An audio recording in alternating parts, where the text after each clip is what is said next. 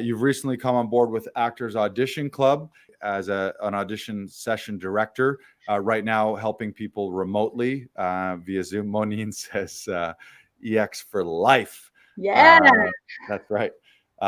So tell us about that experience. You've recently run a few audition sessions remotely where you connect with an actor via Zoom as their reader and as their director, and also helping edit together the sessions too. So if you want to share some of that, why that was something that you wanted to do, and what's exciting you about that, and what your experience has been so far.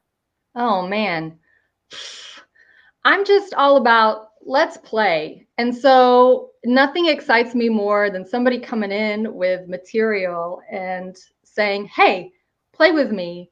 Let's level this up. I really want to give my best." And the experience of actually doing it is, I don't know, just that and then some. I mean, I love really uncovering layers, surprises, opposites, humor in the text. And I just feed off the other person's energy. It's really a collaborative give and take experience. And I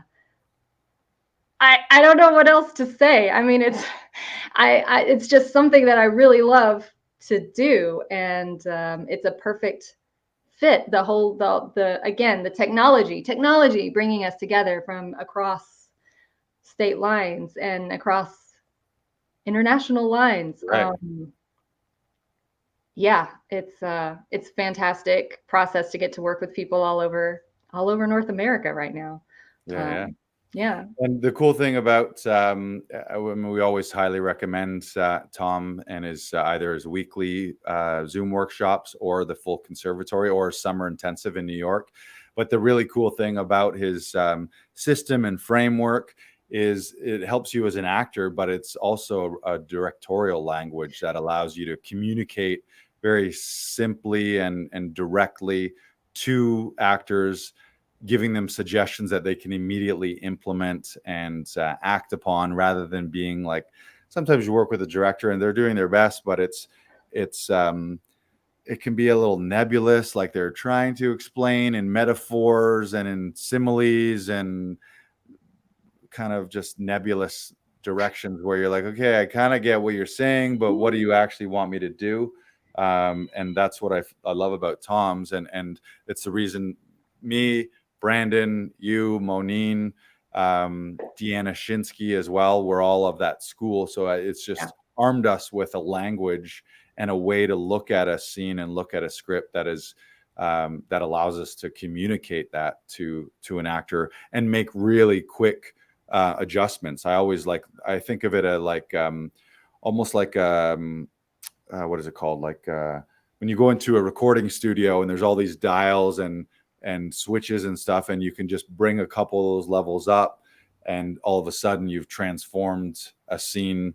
And we've all seen Tom do this, where in the span of half an hour, he's taken something that was kind of like, like it was okay, but not super engaging, to something when you're like, holy fuck, this is brilliant. And it's because of the framework, I think, and it's also because of the language. So it's great to have you on board. And you worked with Neetu Thakur, who is one of our regulars here, who I don't think we've ever met in person. We've always done, Brandon usually is often working with her remotely. And again, a testament to the technology, because we've got people all over the world that we connect with to help with their auditions, and we may never have met them in person, but because of Zoom and the internet, we're able to do that. So what was your experience specifically with her? I feel like I've met Neetu in person, right? Because she just lights up the room. I mean, her energy is so big. I love working with Neetu. She's incredible.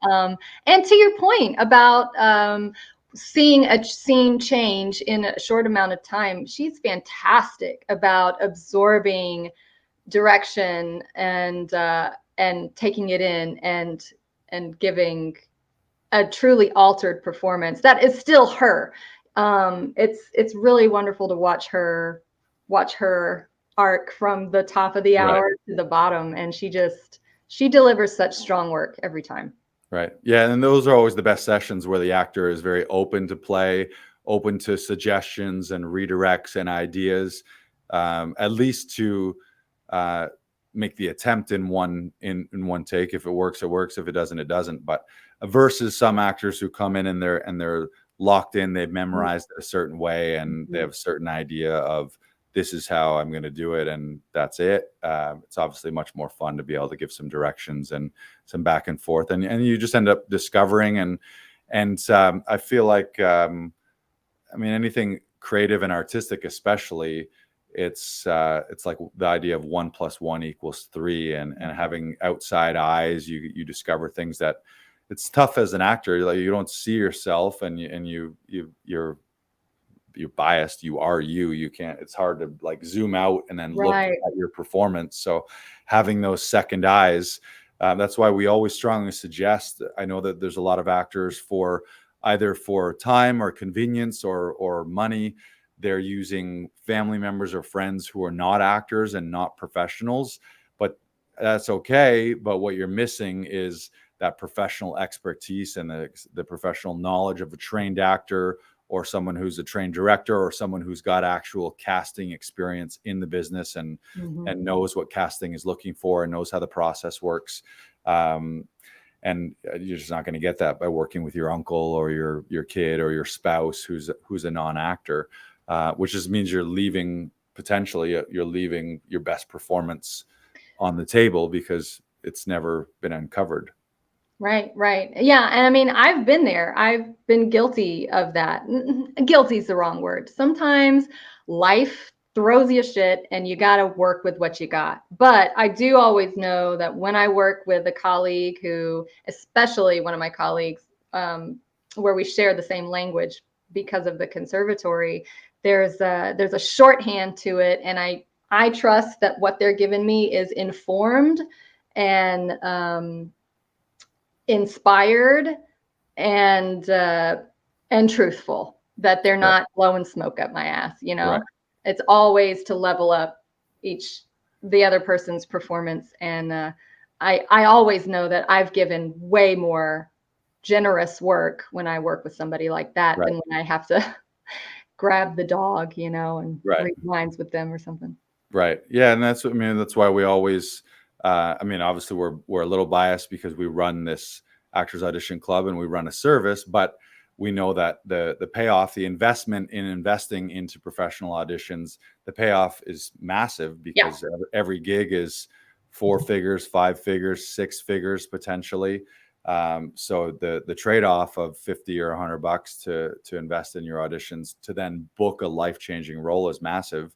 And I always challenge people too is every TV show and every movie that you love features professional actors and professional crew people behind the camera. So it's like, why would you think you're going to get into that league by working with your brother or your uncle or your kid who is not professional? They don't know how to run a camera. They don't know how to edit. They don't know how to give you directions and advice and analyze a scene like a Yeah. professional might be. So it doesn't make sense that someone would want to get to the big leagues by using amateur equipment or amateur help to run it, which is why we've had great success here at Actors Audition Club. And certainly a big part of that is our session directors too. So thank you for hopping on board. I'm really thrilled to be a part of this organization. I love your mission and what you're about. And I mean, I know that I'm pursuing my path and my dreams, and I look out at others and I'm like, I want you to do that too. I'm like, how can I support you in getting Right. there too? Yeah. Right. So Yeah, which is great because a lot of people don't have that. So it is an industry and a business where it can be a little lone wolf and everyone's out to get theirs. And some people have that mentality when they see other people book something, they see that as in a scarcity mindset where mhm. they're like, oh, you booked that, you took an opportunity away from me, rather than seeing people like you see people around you succeed, then that you should feel happy and full of gratitude and then realize, oh, this abundance is close to me now and I'm a part of that. And Brandon and I have talked lots that phrase, a rising tide lifts all boats. So it's like, if you're one of those people out there where when your friends and your colleagues and people you went to school with are booking and succeeding, if you're getting tinges of jealousy or getting upset or feeling like their success is taking away from your opportunities, you got it all backwards. And that might be the reason that you're not succeeding, is because you have this scarcity mindset instead of an abundant mindset.